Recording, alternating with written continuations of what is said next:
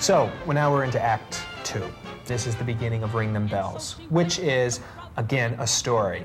And the story is pretty well straightforward talking. Once you hear the number, you'll understand what it is. She's just telling a story and how she had to travel all over the world to meet the guy next door, basically what it is.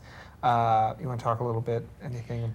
Just in staging it, it's very presentational. She comes down, and as she sings the song, she becomes Shirley DeVore. So she goes back and forth from becoming the storyteller to the audience, and then becoming Shirley DeVore.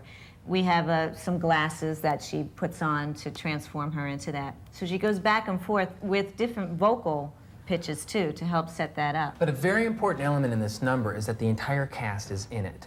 I think anyway, because you've seen this woman in the first act. She sang "How Lucky Can You Get." This time she's coming out and singing "Ring Them Bells." In order to make it more of an opening that takes the whole cast into it, we've incorporated the cast in this number, and they play the different parts of the different characters. The different people she meets, the different places she goes, they become those places.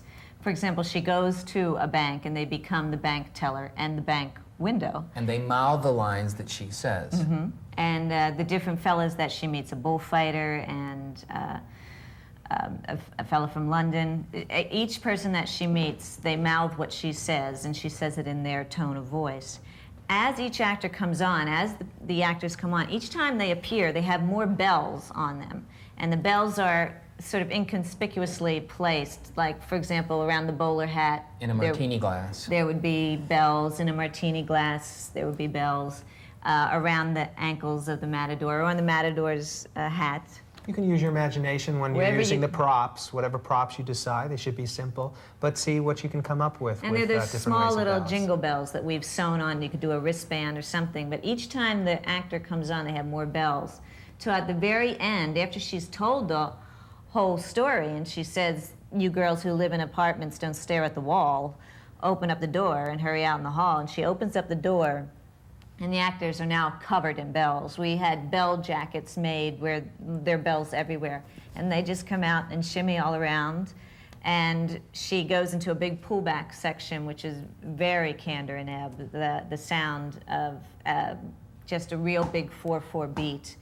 And the actors there are bells ringing, and also to reinforce the bells, besides the actors being covered with bells, we have sounds of bells like Big Ben bells and any kind of, we have the stagehands off stage with bells, so the place is just ringing, because she's finally, by the end of the story, she's finally found the fella that did happen to live right next door. She found him in Yugoslavia.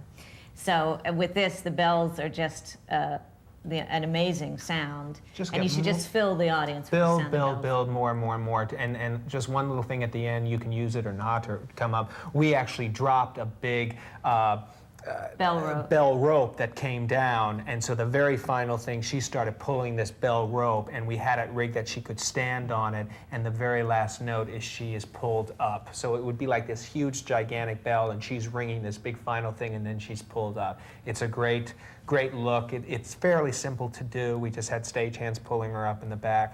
It's something that you might want to look into it or find another ending.